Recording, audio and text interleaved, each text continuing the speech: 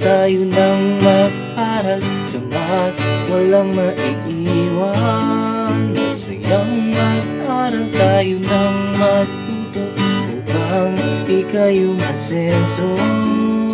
Maging matyaga, maging matalino, halina Math-aral na tayo.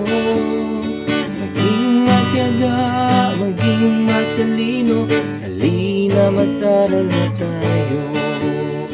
Halina Math-aral na tayo. Halina Math-aral na tayo. Halina, halina, halina, aral na tayo.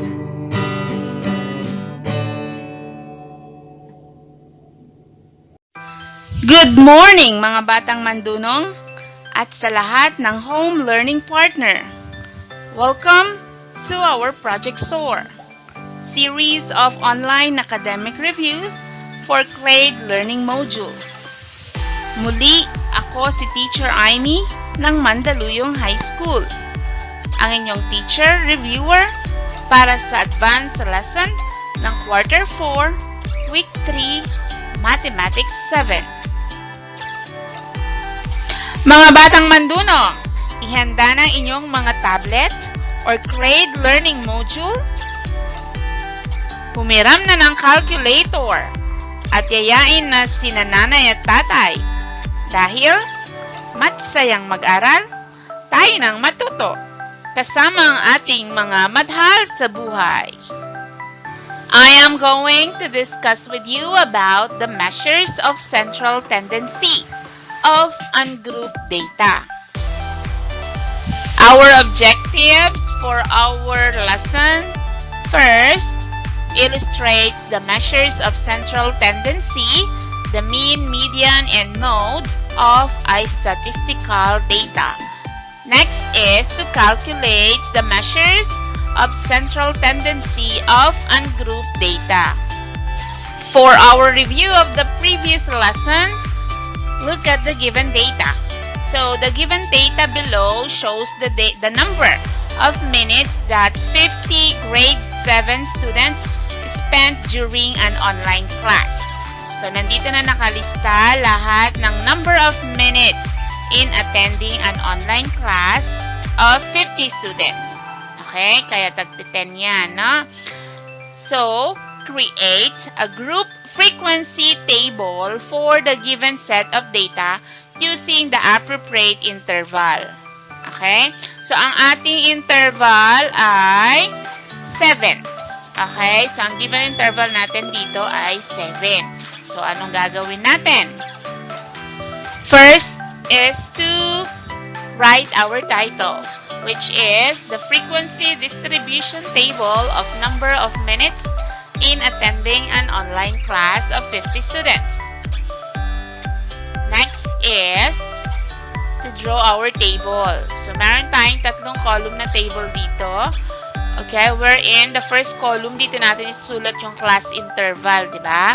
Tapos, dito yung tally, and then the frequency. Okay? So, since meron na tayong interval kanina, hanapin na lang natin si lowest score. Okay? So, remember, our interval a while ago is 7. Yun yung agwat ng mga bawat grupo or classes. Okay? So, since 50 is the lowest score, start tayo sa 50. Okay? So, count tayo from 50, 7 counts. So, 50, 51, 52, 53, 54, 55, 56. Okay? So, stop tayo kay 50 to 56. Okay? And, padagdag na lang ng padagdag ng 7 points. So, 50 to 56. And then, mag-add lang tayo ng 7. 50 plus 7, 57 plus 7 ulit, and so on and so forth. Okay? So, pag dito naman, i-check nyo to, 91 minus 84, ayan, 7 lahat yan. Okay? So, next is our tally. Okay, so since marunong naman kayo mag-tally, diba? Ayan, tinali ko na yan. So, we have now the frequency. So, ilan daw ang nakakuha ng 50 to 56? So, we have 6, right? And then 57 to 63, we have 15, and so on and so forth. Okay? So, ayan na yung kanyang frequency. And then, do not forget the total. Okay? The total frequency is what? 50. 50. Okay? And this time, we are going to answer some questions based on the table. Our first question. Based on the given table, what is the total frequency? Okay, mga batang mandunong, can you write it in the chat box? I will give you 10 seconds to write your answer in the chat box. So, total frequency daw ang tinatanong. Okay, so time is up. Our answer is, okay, let's show it, 50. Okay, ayun na sa baba, no? N is equal to 50. Okay, next. Next question. What is the interval of the given data? Anong sinabi kong interval kanina? Okay, I'll give you again 10 seconds. Sige, o kaya mag-minus na lang kayo sa mga given. Okay, so the correct answer here is, okay, let's see, 7. Okay? Diba? Remember, minus nyo lang to. 57 minus 57. 64 minus 57, 7. So, lahat yan, 7. Okay? Because that is the class interval. Okay? Okay, for our next question, what class interval has the highest frequency? So, we are looking for the class interval this time. Okay? So, can you write it in the chat box? I'll give you 10 seconds again. Class interval. Saan tayo kukuha ng class interval? Okay, so time's up. So what is the answer? Mga batang mandunong. So we have 57 to 63. Ito, since the highest frequency is 15, o yung katapat niyang class interval, that is 57 to 63. Okay? This time, we are going to make a histogram for the given set of data. So, yung inorganize natin sa frequency distribution table, so ipe-present natin siya gamit ang histogram. Okay? So this is the histogram. Anong meron dito sa histogram? Always remember, when you are making a graph, don't forget the X and Y axis. So, etong part na to, okay, yan, that is the Y axis, or that is the vertical line, di ba? And then, this is the horizontal line, which is the X axis. Okay? So, dyan kayo maglalagay ng mga intervals at saka frequency. So, this part is the frequency. Saan natin nakuha tong frequency? Ito, sa table natin. Tama? Okay. And, ang ating interval ay number of minutes. So, from 50 to 56, dito naman kinuha. Okay? And then, ilalagay nyo na, magdo-drawing na lang kayo, right? Like this. Okay? So, ilan ang nakakuha ng 50 to 56? So, that is 6. So, doon kayo sa may 6. Make a graph, and then, dahil histogram siya, walang space. So, dikit-dikit lang siya. So, 57 to 63, so there are 15. So, dito, andun yung 15. So, 14, 16. So, they are divisible by 2 kasi ang frequency natin ay by 2s. Okay? Ang interval ng frequency natin dito sa graph ay 2. Okay? So, therefore, 14, 15. Okay? And then, 64 to 70, 11. Ayun siya sa gitna. And then, up to 85 to 91. Okay? So, ganun lang kadali gawa ng graph. In the previous lesson, you were given ideas on how to collect, organize, and present data. Once data are collected, you still need to describe and analyze some numbers that will tell you something about the data. So getting the measure of central tendency will provide you more information about the data. A measure of central tendency is either the average, the middle value, or the most frequent value in a given set of data. It is a summary of the set of values in a data. This is easier to understand compared to presenting all the data. So the most common measures of central tendency are the mean, the median, and the mode. So are you ready to learn grade 7? The measures of central tendency of ungrouped data? So the first measure of central tendency is the mean. Okay, the mean is the most commonly used measure of central tendency. Okay, in symbol, it is written as X bar. Okay, meron siyang bar sa taas. Dito. Don't forget that. So, mean is also known as arithmetic average. So, no elementary kayo, ito palang tinatawag ninyong average. Okay? So, mean is the sum of all the numbers in the set divided by how many numbers there are. So, this is calculated central value of a set of data. Okay? So, central value, ibig sabihin siya na yung pinaka-center na number or value in a given set of data. Okay? To find the value of the mean, we can use this formula for ungrouped data. Okay? So, wherein X bar or the mean is equal to the summation of X divided by N or the summation of X all over N. Okay? Where this symbol is sigma. Okay, ang basa dito sigma. Represents the summation. And then, X represents the observation. So, lalagay mo dito yung mga numbers sa given. And then, N represents the number of observations. Kung ilan lahat daw ang iyong ipa-plus dito. Okay? Kasi summation ito eh. Summation, ipa-plus mo lahat ng mga values or nasa data. Okay?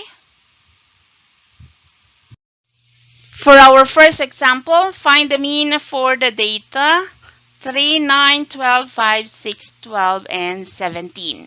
Okay? So, what is the first thing to do is to write the formula. Okay?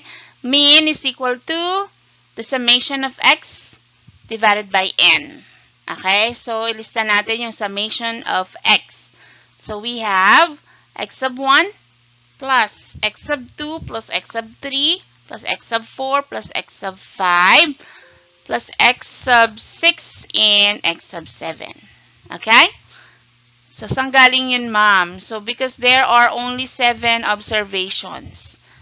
Ito. Okay, so hanggang X sub 7 lang. So, divided by, ilan ulit? 7, right? Or that's N muna. Okay? So, is equal to, substitute natin. Ano yung first number? So, we have 3 plus 9 plus 12 plus 5 plus 6 plus 12 plus 17 divided by, what is our N? What is the total? 7. Tama? And, we are going to add all the numbers. Pa-plus lang natin to mula 3 to 17. Okay? So, kung mabilis kayo mag-plus, you can do it mentally. Okay? Pero kung hindi naman masyado, you can use a calculator. Okay? Para eksakto ang sagot. So, the answer here is 64. Okay? So, after that, divide the sum by how many numbers? Okay? Ano yun daw ang pandi-divide natin? So, there are 7 sets or 7. Okay, 7 observations. So, 64 divided by 7. Pag pinindot yan sa calculator, okay, lalabas ang ating mean. That is 9.14. Okay, naka-round off na siya into 2 decimal place. Therefore, our mean is equal to 9.14. Okay, yan yung kanyang pinaka-central value. Okay? For our example number 2, Chris got the following scores on 10-item quizzes in math last week. So here are the scores. he got 2, 5, 3, 7, 9, 1, 2, and 4. Okay? Find the average or the mean of the scores of Chris. Okay? For our solution, anong unang gagawin? So, write the formula. Mean is equal to the summation of x divided by n. Okay? So, we are going to add all the numbers. So, ano i-add natin? So, 2 plus 5 plus 3 plus 7 plus 9 plus 1 plus 2 and plus 4. Okay? What to do next is to divide them by 8. So, after finding the sum of all the number, divide na natin sa 8. So, 33 ang sum divided by 8. Yan. So, the answer is 4.13. Okay? So, i-round off nyo na sa 2 decimal places. Okay? Thus, the mean is equal to 4.13. Okay? Okay, the next measure of central tendency is the median. So, in symbol, ganito lang siya. Okay? And this is read as X tilde. Okay? Median is the middle scores for a set of data that has been arranged from highest to lowest or lowest to highest. Okay? Sabi dito, middle score. Ibig sabihin, center pa rin. Center value. Okay? The median will either be a specific value or will fall between two values. So, we have two cases here. And the first one is if the number of observation is an odd number. So, pag odd number, meron tayong specific value sa middle. Okay? So, dahil meron siyang gitna.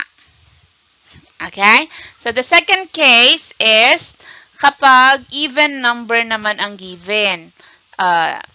Example here is the number of observation is 6. So, lahat daw ng divisible by 2. Okay? So, ibig sabihin nun, meron dalawa. Okay? Values will fall between two values. May dalawang nasa gitna. And we can use the formula.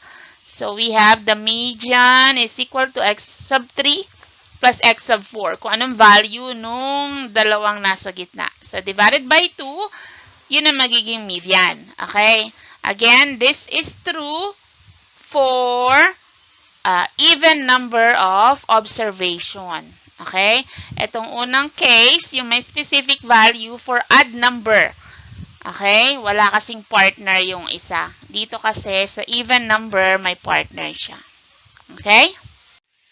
For our first example, in 5 games, a certain basketball player scored 23, 21, 28, 24, and 25.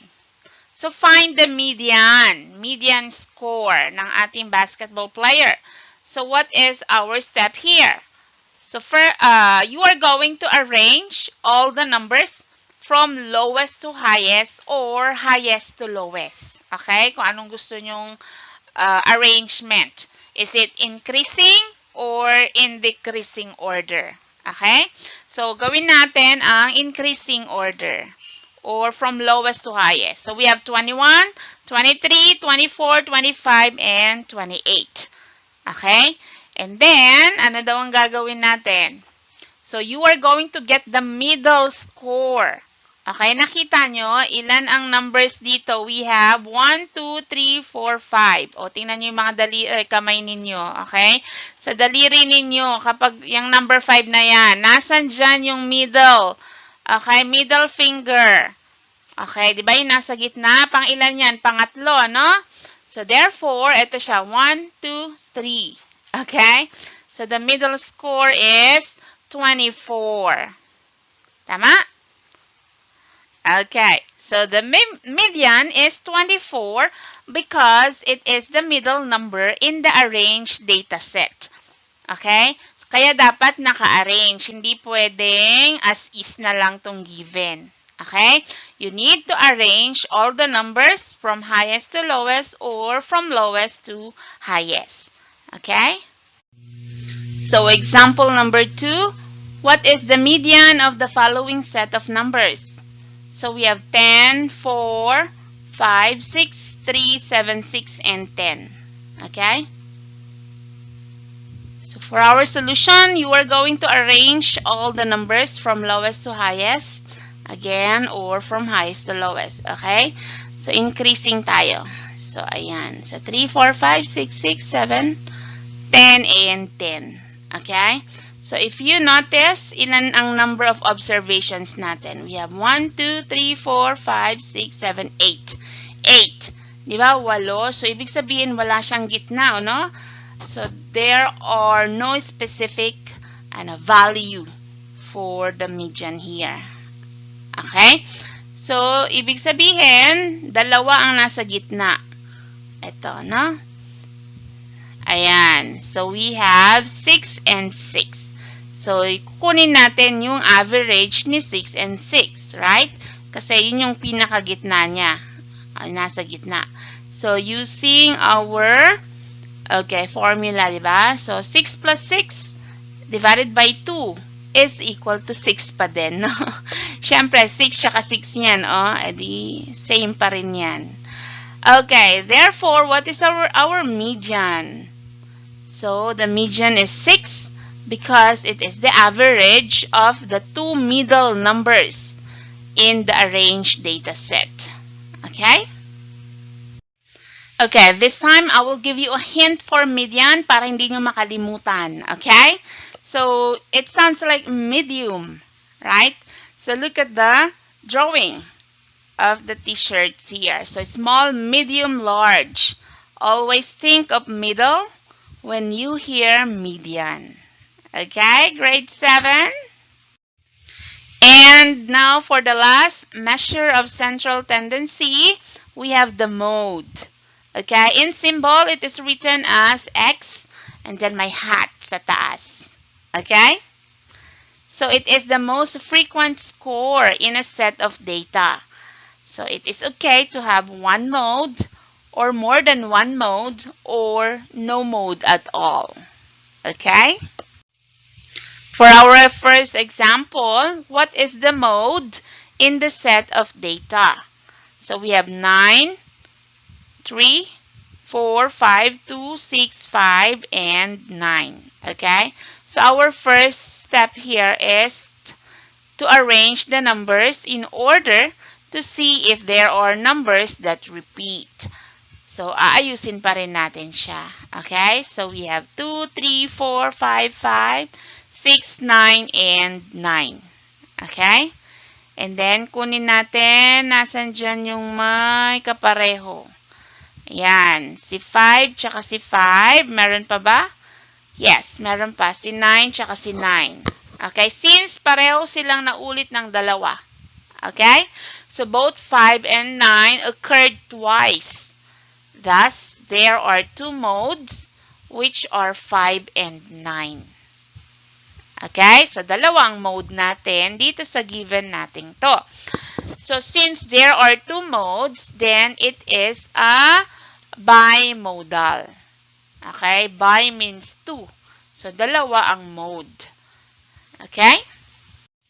For our next example, the following are the money in peso saved by Jenny from her allowance last week. So, we have 4, 3, 5, 1, and 3. Okay?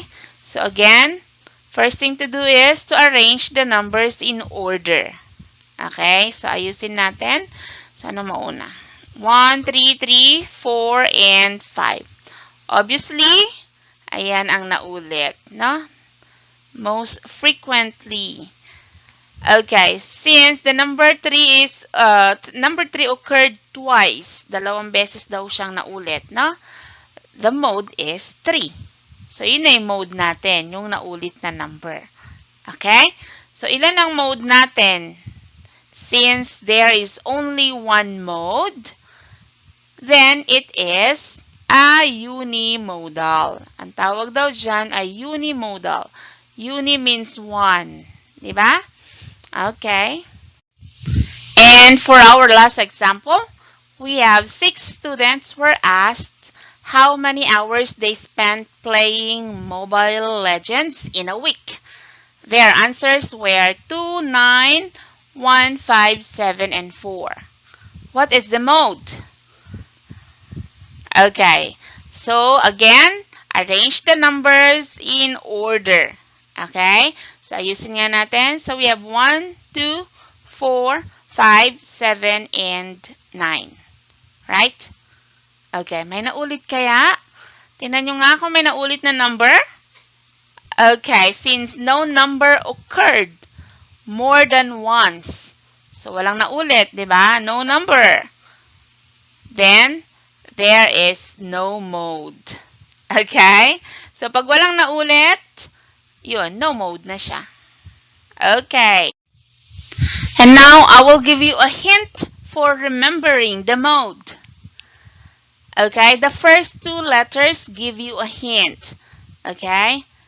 Mode, M-O, are the first 2 letters, right? It stands for most often. Okay? And now, practice is the key. Let's see kung may naintindihan, mga batang mandunong. For our first question, what is another term for average?